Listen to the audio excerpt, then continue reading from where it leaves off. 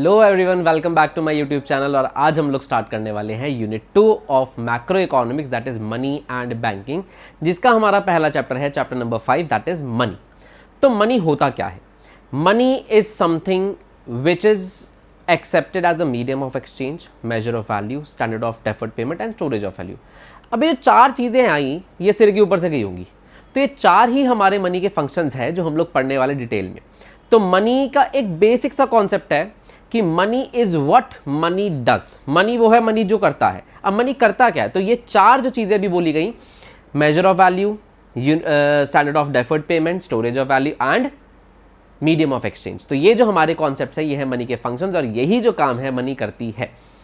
इससे पहले barter system के बारे में जानेंगे। बार्टर सिस्टम होता क्या है? बार्टर सिस्टम पहले चलता था जब मनी नहीं होती, दैट मीन्स गुड्स के बदले में गुड्स का जब एक्सचेंज होता था। For example, I have rice, someone has wheat, तो राइस दिया, वीट ले लिया। तो ये जो ट्रांजैक्शन हो रहा है ये है हमारा बार्टर सिस्टम जो पहले चलता था। फिर मनी का इंट्रोडक्शन हो गया। So now you go to the market, you can buy anything in return of money. तो पहला फंक्शन हमारा मनी का आता है मीडियम ऑफ एक्सचेंज। अब ये मीडियम ऑफ एक्सचेंज क्या है? आप मार्केट में जाओगे, कहीं पे भी आप कोई भी चीज खरीदते हो तो क्या देते हो बदले में? मनी। तो रुपया जो है, अब इंडिया की करेंसी रुपीस है, तो रुपया जो है वो हमारा क्या है? एक मीडियम ऑफ एक्सचेंज है। आप कुछ भी मार्केट में खरीद रहे हो, आप बदले में क्या दे रहे हो? रुपीस। अब मनी का जो ये फंक्शन है मीडियम ऑफ एक्सचेंज, ये किस प्रॉब्लम को, बार्टर सिस्टम की किस प्रॉब्लम को सॉल्व करता है? जो प्रॉब्लम थी वो थी lack of double coincidence of funds. अब ये डबल कोइंसिडेंस क्या है? जब हमारे पास रुपया नहीं होता था तो बदले में हम लोग जब गुड्स के बदले में गुड्स का ट्रेड करते थे, तो for example I have this T shirt and I want to sell it, and बदले में मुझे मार्कर चाहिए। अब कोई ऐसा XYZ पर्सन है, उसको मार्कर तो बेचना है बट उसको टी शर्ट नहीं चाहिए, तो सिनेरियो में क्या होगा? I will find someone else.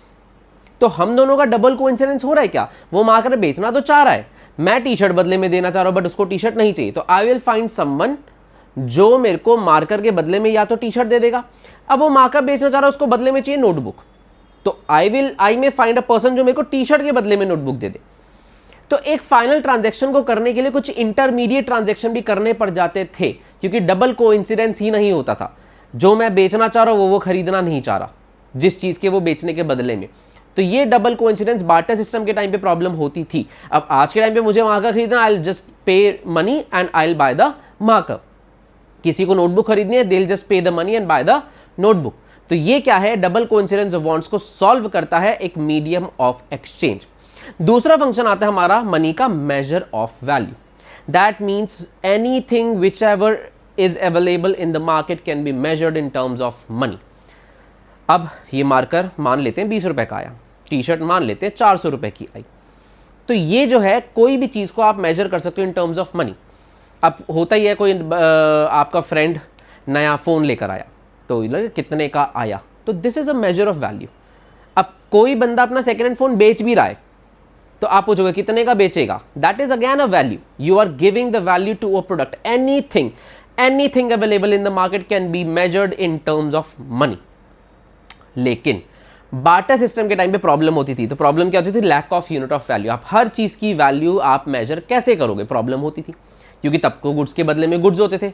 अब मान लेते हैं कि सिर्फ और सिर्फ 10 गुड्स मार्केट में है, तो एक गुड को बाकी 9 गुड्स में हमें मेजर करना पड़ेगा। अब गुड्स तो बहुत सारे, तो जस्ट एक एग्जांपल है, एक 10 गुड का 100 होंगे, 200 होंगे, भाई वैरायटी ऑफ इनफाइनाइट गुड्स है मार्केट में। तो ये क्या है? हर एक गुड को आपको दूसरे गुड की वैल्यू में कैलकुलेट करना पड़ेगा। भाई एक नोटबुक के बदले में कितने मार्कर्स जाएंगे, कैसे वैल्यू मेजर करोगे?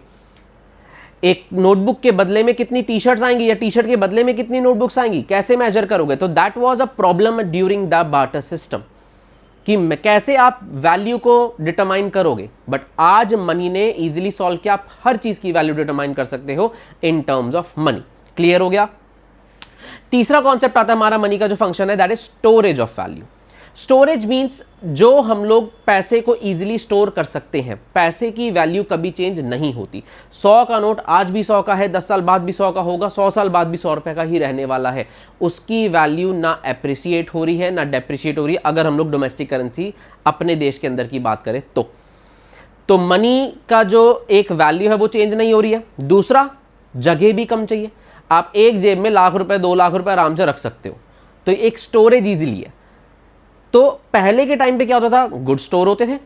अब गेहूं है, चावल है, वेराइटी ऑफ गुड्स जो है उस टाइम पे यूज होते थे, तो उनको स्टोर करने के लिए एक तो जगह ज़्यादा चाहिए थी, दूसरी प्रॉब्लम गुड्स की जो वैल्यू है वो भी चेंज हो जाती थी, या गुड्स खराब भी हो जाते थे पड़े पड़े। पेरिशेबल गुड्स जैसे सब्जियां हैं, गेहूं है, चावल है, भाई कब तक चला लोगे, तो कब तक स्टोर कर लोगे, खराब हो जाएंगी eventually.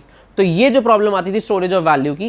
And the last is standard of deferred payment. Deferred payment का मतलब क्या होता है, फ्यूचर पेमेंट्स। अब ये फ्यूचर पेमेंट्स क्या है, आज मुझको पैसों की जरूरत है, मैंने किसी से उधार मांगा, for example I just need 5 lakh rupees, so I just ask a friend of mind that I need this amount of money, so can you give it to me and I will repay you with interest. अब वो interest set हो जाएगा, 1% का interest है या 2% का interest है। तो वो जो हमारा कॉन्सेप्ट है, आज के टाइम पे आप उधार पैसा ले लेते हो, फ्यूचर में आप उसको रीपे करोगे विद इंटरेस्ट, तो ये आपका एक साझा जो है ट्रांजैक्शन हो गया बिटवीन 2 पर्सन्स। बार्टर सिस्टम के टाइम पे आप गुड्स का उधारी लेन देन कर तो लेते थे। फॉर एग्जाम्पल मेरे घर पे गेस्ट्स आए हैं and I need some rice, और उस टाइम पे मार्केट में राइस अवेलेबल ही नहीं है, rice is at scarcity at that time. तो मेरा एक फ्रेंड है जिसके घर पे राइस पड़े हैं, और मैंने उसको बोला यार मेरे घर पे गेस्ट आए तो I need 2 kgs of rice. अब मैंने उससे राइस ले लिए, अब मैं 3 महीने बाद उसको राइस अगर लौटा रहा हूं, और 3 महीने बाद मार्केट में चावल ही चावल आ गया, बहुत सारा चावल आ गया भाई। जब मैंने उससे लिया तब चावल की स्कैर्सिटी थी, अब मैं उसको वापस रीपे करूं तो चावल अबंडेंस में पड़ा है, भरपूर पड़ा है, तो मैं कितने लौटाऊंगा, 2 किलो, 2.5 किलो, 3 किलो, ठीक है ना, क्योंकि वैल्यू तो चेंज हो गई। जब स्कैर्सिटी थी तब चावल की वैल्यू बहुत ज़्यादा थी, अब अबंडेंस है तो चावल की वैल्यू कम है।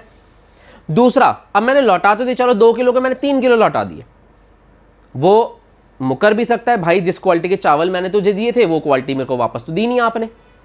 तो ये फ्यूचर प्रॉब्लम्स होती थी, फ्यूचर ट्रांजैक्शन करने में प्रॉब्लम्स होती थी। तो ये बार्टर सिस्टम में प्रॉब्लम रहती थी, lack of standard of deferred payment, lack of standard of future payments. जो मनी ने आज के टाइम पे सॉल्व किया, मुझे चावल चाहिए, मेरे पास 1000 रुपये नहीं है, मैंने अपने दोस्त से 1000 रुपये मांग लिए, मैंने बोला आपको 2 महीने बाद मैं 1100 रुपये लौटा दूंगा। तो ये कॉन्सेप्ट हुआ फ्यूचर पेमेंट्स करना आसान है। तो ये हमारे 4 मेजर फंक्शंस हैं मनी के। जो हमारा मीडियम ऑफ एक्सचेंज और मेजर ऑफ वैल्यू, इनको कहलाया जाता है प्राइमरी फंक्शंस ऑफ मनी, और जो हमारा स्टोरेज ऑफ वैल्यू और स्टैंडर्ड ऑफ डेफर्ड पेमेंट है, इसको कहा जाता है secondary functions of money. Now we move on to the further topic, जो है हमारा मनी सप्लाई और उसके कंपोनेंट्स। तो हमारा जो ये मनी सप्लाई है, ये होता क्या है, इकोनॉमिक्स के जो हमारे पहली यूनिट थी नेशनल इनकम में, वहां पे एक डिफरेंस पढ़ाया था between the stock and flow. Stock का मतलब होता है किसी भी चीज को जब मेजर करें अभी के अभी इसी समय, at a point in time, और फ्लो मतलब किसी चीज को मेजर करें during a period of time, if you remember, if you don't link नीचे है। स्टॉक क्या होता है, पॉइंट इन टाइम। तो मनी सप्लाई जो है वो हमारा एक स्टॉक कॉन्सेप्ट है, that means whatever the money supply we have right now in the circulation of an economy is money supply. तो डेफिनेशन क्या, the stock of money in circulation of an economy at a point in time. तो MCQs में भी आ जाता है, money supply is option A stock concept, option B flow concept, option C both, option D none. तो you have to tick on stock. तो ये है मनी सप्लाई। अब मनी सप्लाई के कंपोनेंट्स क्या है, क्या है हमारा सर्कुलेशन में पैसा अभी क्या, वो 2 पॉइंट्स में आता है। पहला, currency held by general public. General public हो गए हम लोग, जो हमारे पास पैसा पड़ा है। ये 2 फॉर्म्स में होता है, एक होता है कॉइन्स और एक होता है पेपर नोट्स। कॉइन्स क्या होता है हमारा, coins are the full bodied money, जितने में बना उतने में चला। 1 रुपए का सिक्का 1 में बना 1 में चला, whose money value is equal to their commodity value. 1 रुपए का सिक्का 1 में बन रहा है, 1 में ही चल रहा है। 2 का सिक्का 2 में बन रहा है, 2 में ही चल रहा है। तो यह है कॉइन्स। और पेपर नोट्स होते हैं हमारी क्रेडिट मनी, जितने में बना उससे कई गुना ज्यादा में चला। So these are the promissory notes whose money value is much more higher than their commodity value। अब 10 का नोट 10 में नहीं बन रहा है, 100 का नोट 100 में नहीं बन रहा है तो कागज ही ना, that is not that expensive, उसमें लागत कम आती है बट चलता ज्यादा में है। वेयर एज अगर हम लोग बात करें तो एक बेसिक सा पॉइंट आप नोट डाउन कर लो, जितने भी हमारे सिक्के हैं, the coins and 1 rupee notes, ये आरबीआई नहीं छापता, रिजर्व बैंक ऑफ इंडिया नहीं छापता, ये छापता है ministry of finance of government. You must write it down. Ministry of finance of government, सरकार की जो फाइनेंस मिनिस्ट्री है, ये 1 रुपए के नोट्स और जितने भी सिक्के हैं वो गवर्नमेंट ऑफ इंडिया जो है इशू करती है, और बाकी जितने भी नोट्स है 2 रुपए का हो जाए, 5 का हो जाए, 10 का हो जाए, 20 का है, 50 का है, 100, 200 एंड 500, ये सारे जो नोट्स है ये हमारे इशू करती है रिजर्व बैंक ऑफ इंडिया। तो ये पैसा जो हम लोग अभी के अभी इस्तेमाल कर सकते हैं, जो हमारा मनी की सर्कुलेशन में है। दूसरा पैसा जो हमारे कॉमर्शियल बैंक्स में पड़ा है, so that is demand deposit with the commercial bank. ये जो कॉमर्शियल बैंक में हमारा पैसा पड़ा है, जिसको हम लोग कभी भी निकाल सकते, कभी भी यूज कर सकते, तो that is what the demand deposits of the commercial banks, जो हम लोग जनरल पब्लिक जो है कभी भी निकाल सकते हैं with the issue of cheque. Cheque लगाया और पैसा निकाल लिया। आज के टाइम पे तो हम लोग यूपीआई वगैरह सब कुछ करते हैं, इट्स ऑल मनी सप्लाई। तो जो कॉमर्शियल बैंक में हमारा पैसा पड़ा है वो भी हमारा मनी सप्लाई का कॉन्सेप्ट है। तो ये हमारे बेसिकली 2 कंपोनेंट्स हैं मनी सप्लाई के। अब आते हैं कॉन्सेप्ट्स मनी सप्लाई के, M1, M2, M3, M4। M1 जो कॉन्सेप्ट है that is C plus DD plus OD। C क्या है? अभी हमने 2 कंपोनेंट्स पढ़े थे, currency with the public, it's currency with the public. दूसरा कंपोनेंट हमने पढ़ा था demand deposit with the commercial bank. तीसरा हमारा जो है ये है अदर डिपॉजिट्स, जो हमारा देश का पैसा RBI में पड़ा है, वर्ल्ड बैंक के पास पड़ा है, इंटरनेशनल मॉनेटरी फंड के पास पड़ा है, industrial developmental bank of India के पास पड़ा है। तो जो हमारा पैसा हम लोग इस्तेमाल कर सकते हैं। मनी सप्लाई से हमारा ये कॉन्सेप्ट हट जाता है, यही दोनों रहते हैं, बट M1 कॉन्सेप्ट में हमारे ये 3 कॉन्सेप्ट्स आते हैं, C plus DD plus OD। फिर आ जाता है मनी का सेकंड कॉन्सेप्ट M2, जिसमें M1 आ गए, तीनों चीजें आ गई, plus savings deposit with post offices. Post offices में भी हम लोग एज पैसा जमा कराना, टाइम डिपॉजिट्स हो गया, सेविंग डिपॉजिट्स हो गया। तो यहाँ पे जो M2 कॉन्सेप्ट है उसमें जो सेविंग्स वाला पैसा हमारा पोस्ट ऑफिस में पड़ा है वो भी आ गया। फिर आता है M3 concept, that is M1, जिसके C plus DD plus OD। साथ में क्या एड ऑन हो गया?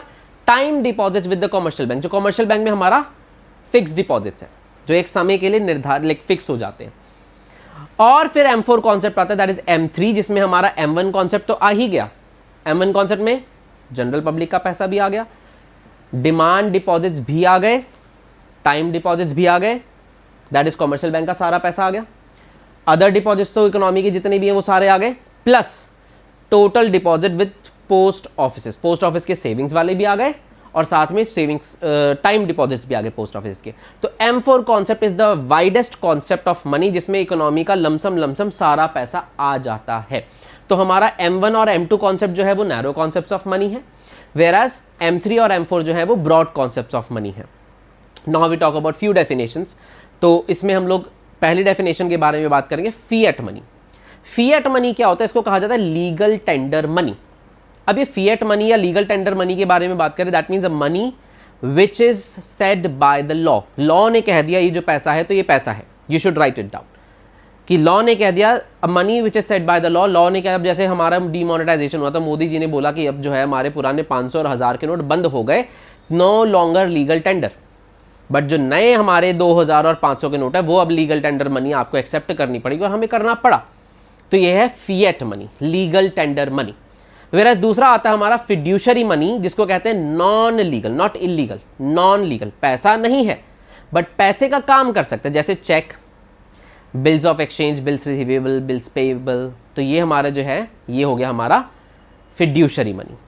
तो ये है हमारा पूरा चैप्टर मनी का, जिसमें हमने आज बात करी बार्टर सिस्टम के बारे में, मनी के फंक्शंस और बार्टर सिस्टम की क्या क्या प्रॉब्लम्स को मनी ने सॉल्व किया, मनी सप्लाई और उसके कंपोनेंट्स, फिर मनी के जो 4 कॉन्सेप्ट्स है वो, और साथ ही में हमने लास्ट में 2 डेफिनेशंस के बारे में बात करी। तो ये हमारा एक छोटा सा मनी का चैप्टर है। तो आज आपका चैप्टर नंबर 5 पूरा हो चुका है।